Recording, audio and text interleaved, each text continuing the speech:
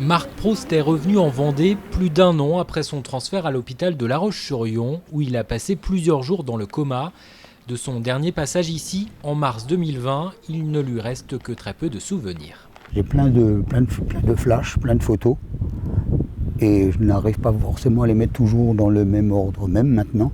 Par contre, hier, en rendant visite aux gens de l'hôpital, au personnel de l'hôpital, que je remercie d'ailleurs, qui ont fait un travail superbe, il y a quelques explications sur les flashs que j'ai des fois, ou que j'avais lorsque je sortais du coma, quoi.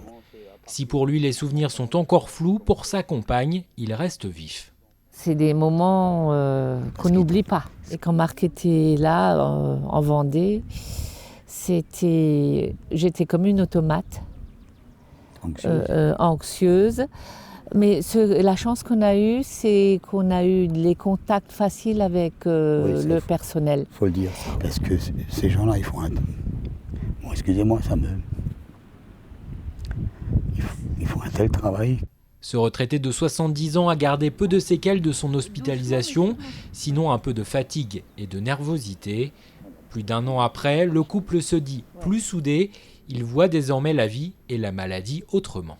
C'est là qu'on se rend compte que la vie est courte et qu'il ne faut pas grand-chose pour avoir un gros problème. On a pris beaucoup de recul parce qu'on se dit, on sait d'où on vient, il nous est tombé quelque chose sur la tête, qu'on n'avait pas demandé, pas prévu non plus.